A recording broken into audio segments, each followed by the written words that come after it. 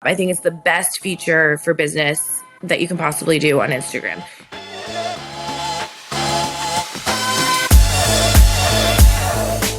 Everybody, and welcome to the Edit Weekly. We've got Amanda here from Seattle, we've got Whitney from Minneapolis, and we have Erin from Nashville. And today we have an awesome guest. We've got Gillian, who is located near me in the Seattle area.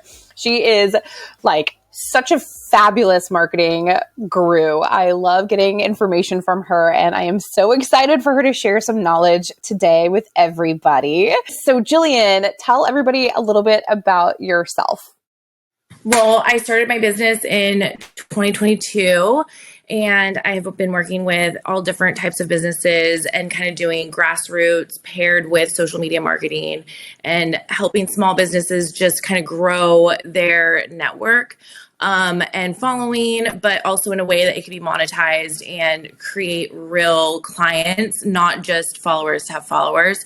So I've worked with, and I still work with a lot of different types of businesses, wineries, the Chamber of Commerce, the City of Edmonds. I do tourism, dentist offices, doctor's offices, brick and mortars, all different types of businesses. So yeah, I'm excited to be here. I'm going to jump right in. Gillian, what are the most important things you can do on Instagram for marketing? So for your business, you really just need to, for Instagram, it's like location. I see so many people that post like or have their bio set up where it just doesn't tell me anything that I need to know. And you have literally like 0.7 seconds to capture someone to become a follower. So when someone goes to your page and they don't see where you're located or what your niche is, or like what you do, what are you there to provide them? They will move on. So I think that the most important things, especially just like with social media, it's kind of like the evolution of like an infomercial, right? Like we used to have these like infomercials, you're homesick, you're watching like OxyClean for 4 hours. Yes. And now it's like you have literally this like 7 seconds of a reel and 0.7 seconds to like grab someone's attention. And so it's just like this like way faster, quicker, billboard for yourself that if you do it correctly, you can really monetize by having like that specific follower that it turns into a client. So yeah, just making sure that your bio is set up correctly, make sure you have a face, you're the face of your business. Like if you have a logo, make sure it's, a circle that's like very, very noticeable. That's super you, like that people can tell it's you. I like faces better. Instagram likes faces better. Faces get more plays, more views. That's why you guys are so set up so well, because photographers have so many pictures with people, and it's a lot almost easier to do a photographer's Instagram than it is to like my doctor, one of the doctor's offices I work for, like HIPAA laws and this and that. And yes, exactly. Revert to a lot more like Canva and things like that just aren't as shareable and noteworthy and beautiful. So yeah, I just think that making sure that you're consistent when you're posting, make sure your information is there correctly. And those are all SEO words too. So in your bio, your bold word where your name is, it does not have to be like your name or the same name as your business. You can put, Pacific Northwest photographer. You can put anything in that same line with your name, without your name, doesn't really matter. And those are all SEO words. So that's the highest form of SEO. So if you're not putting those words there, you're missing out on a lot of searches. So like hashtags are a thing of the past because you search these words because SEO is now embedded into everything in Instagram. So when you're putting a hashtag, awesome. That's like what you are doing a hashtag for. Now, the only reason to use a hashtag is if people are following that hashtag. So like in Edmonds, where I'm located, we have like, it's an Edmonds kind of day. So like everyone follows it as if it was a person. So I see it on my feed. So that's the only reason you would use a hashtag. Everything else, use those keywords incorporated into captions, bios, your name, and then you come up in those searches. I love that. Yeah, you told me that, and I I had no idea. I was still doing all my hashtags, like, and I can't remember, but I think I had listened to something else that you had talked on, Gillian, another podcast, and I was like, oh, what? And so I immediately stopped doing hashtags other than the ones that are like a thing to follow.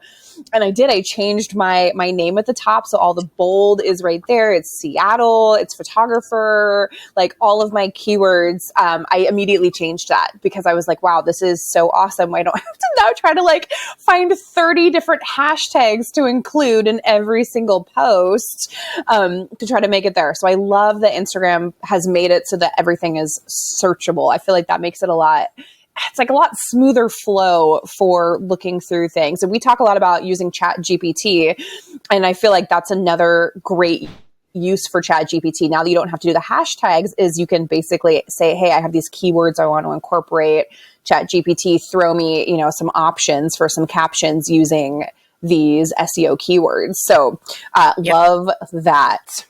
And I have a question on that. So is using hashtags harmful in any way? Like if you... It can be. Okay. Yeah, because so there's some that are like flagged. So Valentine's Day is a good example. Like they did like hashtag Valentine's Day. Anybody that posted those words like got banned or got paused because there was like some crime organization or drug trafficking thing that they used that to get it out. Oh, whoa. Yeah, so, I mean, and I don't know how much like information is really released on this and like how much they really watch out for it, but there have been instances where they use a certain hashtag to promote something negative. And then if you are like, oh, hashtag blessed, and all of a sudden like that hashtag blessed is like now red flagged, like you're screwed. So, I would stay away from it.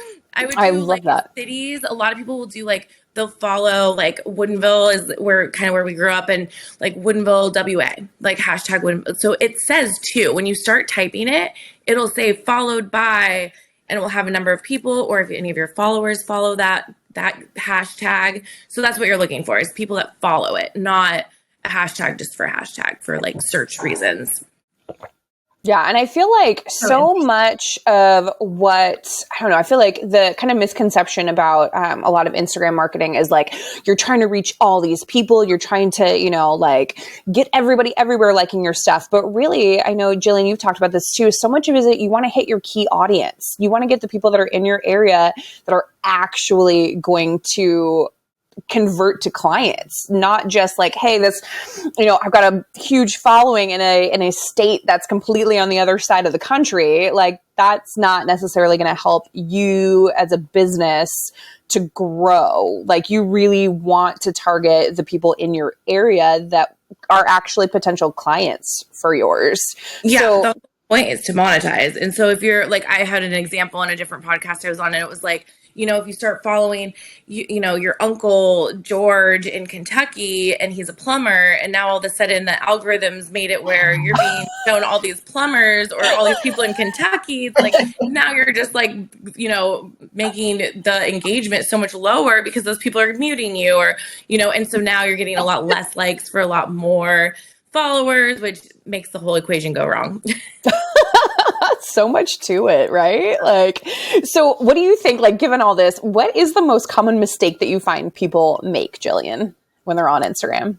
I think that it's not staying in your niche. Like, I know that you were just saying about niches, and you don't want to necessarily be put into a box of a niche, but when you're on Instagram, don't you want to be like the best in a small group, not mediocre in a large group? And, you kind of get mixed in and you lose those followers that are really looking for something specific.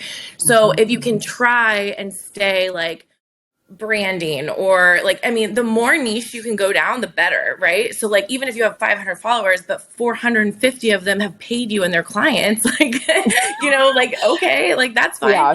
I don't need 1 million followers that are never going to hire me. So having that niche down where it's like, I'm really good with female high school athletes for senior photos. Okay, like really push that. Like follow the sports teams, follow the, high schools, follow the ASB, follow the PTAs. Like, those types of things will really help you be successful in one key point and keep those people really their network of the similar type of people to start coming to you as well. So I think people just staying in their niche, and then also like don't add in, like your grid is your billboard. So don't add in like a random photo of like your dog. If you're a high-end photographer, like, and you take a picture that's like half blurry of the kitchen floor with your dog on it, like don't do that. Like that's not okay. So now that's save that for your story. Save that for your story. Exactly. That's exactly what I was going to say. Because like your story is where you're not finding new followers. Your story is for your followers. So that's where they get to know you. So put whatever you want there, like, you know, behind the scenes, do, you know, you're talking in your car on the way to an appointment, you're nervous, whatever, like show who you really are, but put that in your stories. Don't put it on your grid. Love that. And so like kind of going back to what you were saying before with like staying in your lane, if you will. So with Erin, since she's talking about diversifying, is something she could do then is to really make sure that like her senior portrait business is one thing, and then she creates her other profile, like a different one for that. How does that work? Do you know how that works as far as when you like are one thing, but then you want to break down into your couple other brands? I think that if you have been in the business long enough and you are successful enough that you can become broader. When you're first starting out is where it's really important to stay in your niche and to niche down. The people who are the most successful on Instagram are like, you know, like people who are doing like middle-aged women fitness from beach towns. Like, you know, it's like where it just goes nicher and nicher and nicher. But if you are so good at so many different types of photography, just really stay focused on the photography, right? So like maybe share some more like informational things. Don't necessarily just share photos that you've taken of your clients. Like the best thing you can be posting on Instagram is shareable, like information based material, because that's what goes viral. So if you're just like doing a picture of a beautiful family on a beautiful, you know, scape, it's like gorgeous, right? But why am I going to share that to my husband because I want to go there for dinner tomorrow, you know, or why am I going to share that for, you know, or I save it for my next photo shoot? Like, would I? Probably not. So that's where you can really, your niche now is just photography, but now you're an expert in photography and you're going to help other people take the best photos they can take by sharing how to stand, what to wear, what happens if it starts raining, like, you know, like just like tips of the, you know, tricks and tips of the trade where you can become an expert in that field. So that's where I think that you can kind of broaden a little bit, but just give people information that they need. I love that. That's awesome. That's awesome. Yes. So many things to keep in mind for this new year coming into it and trying to be like better about Instagram and being on there. And I know you talk about consistency a lot too, Gillian, how that is such a key thing, is to be consistent. And I am so guilty of not doing that. Yeah. The algorithm really works for you when you are consistent. Like anytime I've had clients like want to hire me and be like, oh, we have this event coming up. Like we want you to come and like, you know, post a lot right before. It's like, it's not going to work for you. It's just going to waste your money, because you really have to keep, if you've noticed, like on your stories, the people that pop up the first are the people that post consistently. So those people are always pushed to the front. Well, it does the same thing in like the general scheme of Instagram. So the people who are posting the most, who have the most engagement, Instagram pushes those out. And then if they have poor engagement, they pull them in, because the whole point of Instagram is to stay on the platform, on your grid, in your stories, or just being on the platform, commenting on other people's things. That's all engagement. So any engagement is going to just boost you. And when you do have something exciting to tell, like an event or something like that, then, you know, Instagram will work in your favor. But if you're not always on there and then you think, okay, this is my marketing plan to like post this one big, like, you know, everybody come to this event, everyone come to this, like those short, what do you do? The little mini sessions. Yeah, the mini sessions. You can't just like post it and then be like, I haven't been on Instagram for 6 months and everyone's going to see it. They're not going to. Okay, so talking about niching down, my Instagram account, that's my name, is geared towards my senior portrait photography.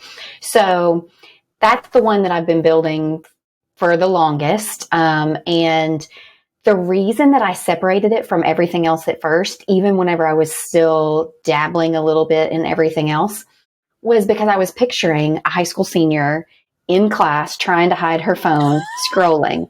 They don't want to be scrolling past the babies and the families and all, like they'll just go off of my account, right? And so I was thinking, I want it to be just senior girls. So that's that account. Then we built a studio in my backyard, and I've been doing a little bit of everything. That's not true, but I've been doing more families and children back there. So I created a separate account. I think I've got like 300 and something followers on it. It's not that much. So I'm curious on your opinions with the Collaborator feature, because my first account has more followers. And that means potentially if I added that account with my name on it as a collaborator, more people would see it, right? So if I have something that I really need people to get out for people, would you post it on the new studio account and add yourself in your main account as a collaborator? Would you not do it? Would you post it from the bigger account and have the smaller account as the collaborator? So it doesn't really matter who is a collaborator. The point is that it goes to everybody's grid. So if you're going to post it on your grid anyways, why would you do it as a collab? Like, I understand your thinking, and I think it is good to do collab. I think it's the best feature for business that you can possibly do on Instagram. You want as many different types of followers seeing the same thing. So out of those 300 people, how many of those 300 people are also following your main account? Like, so is it going to be the same people seeing it? There's no point in, like, I mean, do it, but like, it's not going to like boost anything. So instead, take like, you know, like somebody else that's in the business, that's in a totally different side of photography or is a location. Like that would be the best for you. Like if you were doing a wedding and it was at like a venue. Okay. So have that venue collab with you, because chances are most of their followers aren't following you and don't know anything about you. So that's where the benefit comes from. It's not just like, oh, it's going to like be on both accounts and I don't, I'm kind of like merging two accounts. It's just not going to benefit anything. So if I were you, so the 300 people one, is that like the space for your? Yeah. Okay. Yeah. So it's the glass house. So a lot of the followers, I'm sure, are people that I know personally, but then a good chunk of them are brand new hashtags, brand new town, because we moved recently. Like, so I do think a chunk of them are not the same, but it's hard to say. Yeah, I would like, are you staying really niche specific on that account? Like, are you just showing the location and everything? Yep. Or are you kind of, okay. Is it on Peerspace or anything? Or are you like promoting Not it yet, in any way? no. 2024. Okay. Oh, there we go. Well, that might be Awesome. kind of cool. Then once it's on Peerspace, then like adding that in, because then that might have more people then that are following Peerspace. Although I don't know how that lets you work with that, if Peerspace lets you do that. If you they will reshare though. I've done okay. Yeah.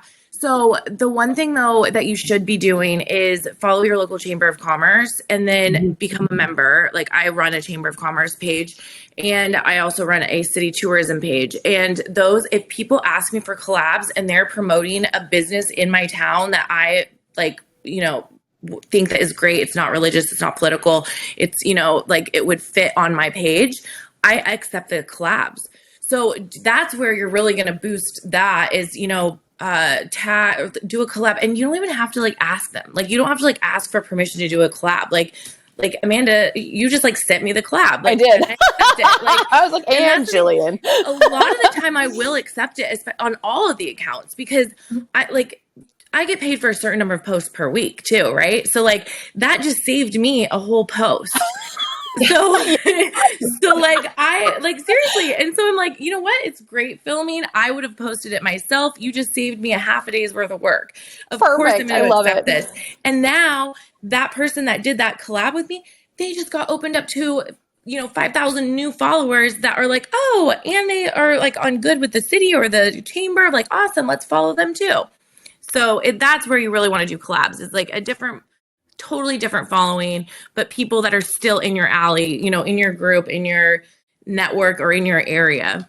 I love that. I would have never thought to do that, but that totally makes sense, especially if you're really trying to market to the people. Talking about time saving, like if, hey, everybody that you are marketing to is in your area, then you probably don't have to travel as far for your photo shoots. Like you can stay more local. You have people that really are like close to you, are invested in more of the stuff you are because you live in their area. So that's don't narrow it down to just one collab. Like you can do 4 collabs now, and it doesn't have to be a reel. Wow. It can be just like a infograph, like you guys could all do one infograph for the edit, and then all of you also have it in each one of your grids. So that's just, and that opens up your whole audience. Oh, that's awesome. Gillian, you're so good.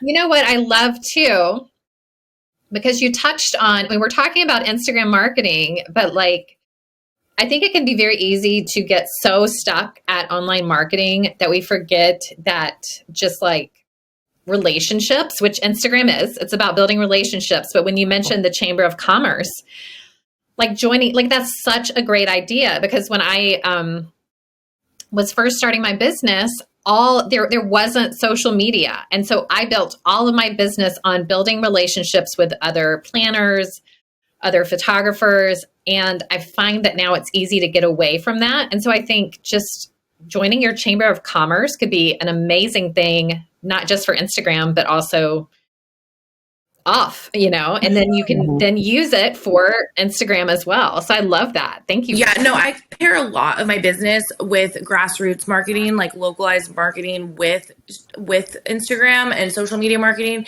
because they do go hand in hand, and they want to see like real people doing real things in real life, right? So it's not this, I just can't stand when it's like Canva print, Canva.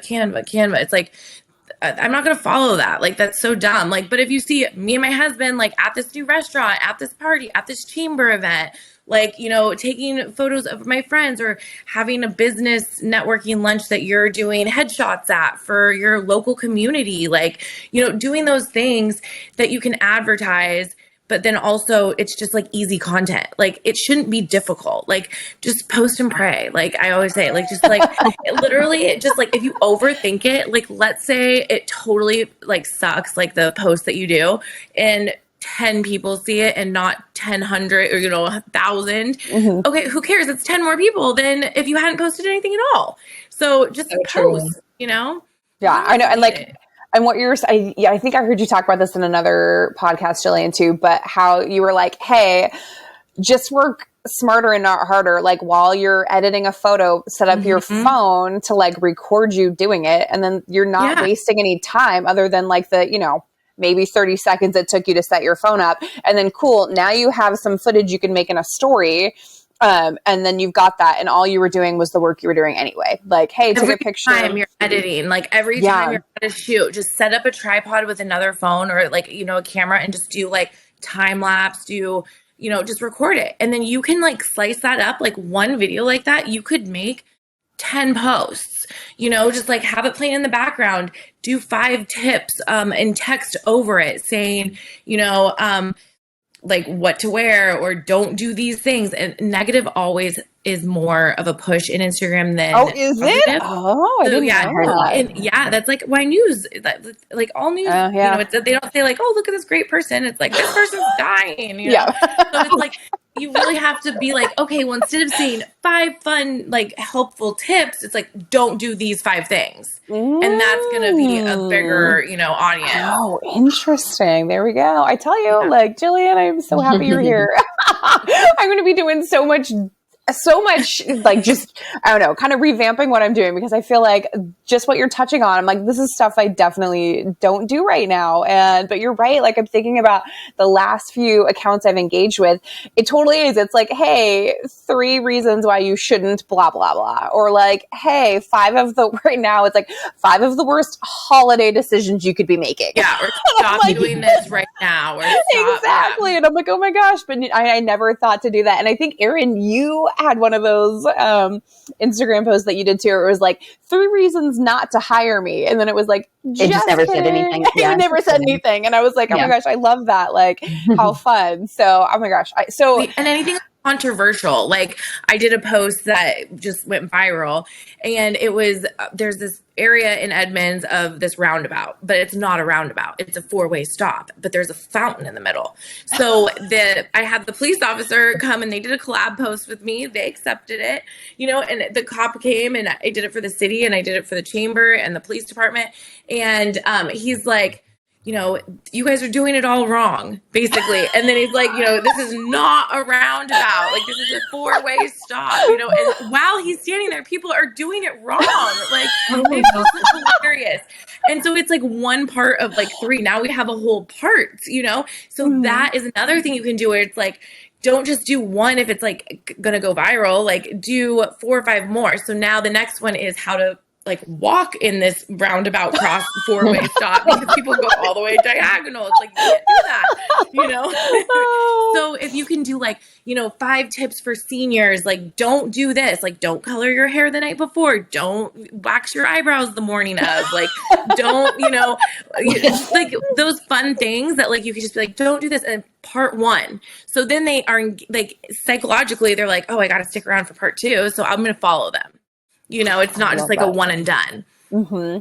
So Gillian, what's your favorite feature then on Instagram for small businesses with everything you've talked about? Like, is there one feature that's like your absolute like favorite? I think the collab, it's really being able to collab with multiple businesses in one space is so helpful. I think that a lot of people are doing it wrong, where it's like always the same. And I'm guilty of it too. Because of like what you were saying is I want to post it on 2 different, pages basically. But if you use it correctly, you can really just like open up your audience. And I think that that's where this is like so much fun, because that's the whole point, is to like meet more people, know more people, like engage with more people. So having that is now you're normally posting to your, 4,000 followers. Now listen, instantly it's to 20,000 followers because you have 3 other accounts on there, So I think that that's probably my favorite. Okay. So we usually like to end every show with talking about, if we were to start our business today, like knowing what we know now, what would we do different? So what is your thing, Gillian? Knowing all this stuff now versus when you started, what would you do different? I think this is so like, a lot of people will like ask me to coffee or like ask me to lunch and be like, oh, I want to pick your brain. And before I was like, yeah, like, okay. And it's like, no. I'm $150 an hour. I'm not going to go have a free coffee with you and give you all this free information. And just like to know my worth. Like I am like worthy. I'm not giving discounts. Like I'm not a discount person. Like, like would you ever go into Gucci and be like, oh, do you have a coupon? Like, no, like I'm Gucci. So like, yes, you are, Gillian. I need to know that like I'm worth what I'm presenting. So I wouldn't be as scared presenting an invoice or, like just telling people like, if you're going to meet with me, yes, but if we're talking about business, I need to invoice you, you know, and just be stronger about, my time, because my time is money. Yes, your time is definitely, and I feel like, and that also works with like outsourcing. Like I also immediately would have probably hired a VA and also had, my tax accountant first thing, and just like an accountant in general to do like my QuickBooks. If it costs me, let's say $100 a week, and they do it in 30 minutes, or I do it and it takes me 10 hours and I could have 5 new clients in that 10 hours, like, obviously I should be outsourcing. But in a minute, like when you first think about it, it's like, oh, I have to pay somebody else to do that. But it's like, No, but on the return, I could be making more than I'm paying out. So that's what I would definitely change is outsourcing I love that. and my time, you know? Perfect. I feel like that is one of the really, I feel like everybody we've talked to has really kind of come back to that is when you first start out, you're kind of like, you know, searching, you're trying to like be out there and be in a million places at once. And you are like kind of afraid to talk about money. And you, I don't know, I feel like have a hard time. I feel like especially as a woman, it can be hard to talk about money a lot.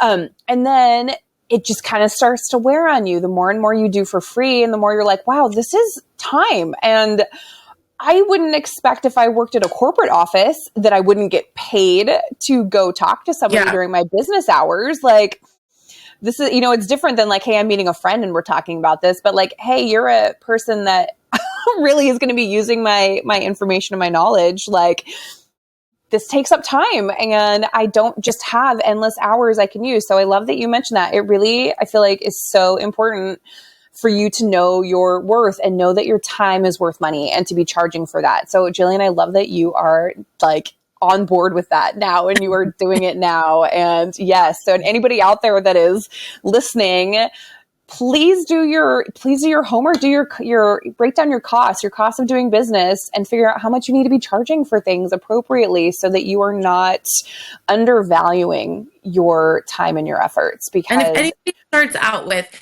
let me pick your brain, I instantly unfollow, delete, block, like not for me. I love it. You've got like your certain words. You're like, nope. There we go. There's an Instagram post right there. I just know it. Like the top 3 things to avoid, the 3 people to block that hit you up in your DMs. Yes. Thank you so much for all of this information, Gillian. This has been amazing. For everybody that is listening or watching, if you haven't already, sign up for the newsletter at theeditweekly.com. We will have some more tips and tricks within the newsletter. We will have Gillian's information in there too. If you ever decide that you want to talk to and work with Gillian and hire her for her amazing services, her information will be there as well. So thank you everybody for joining us again this week, and we will see you next time on The Edit. Thank you. Bye.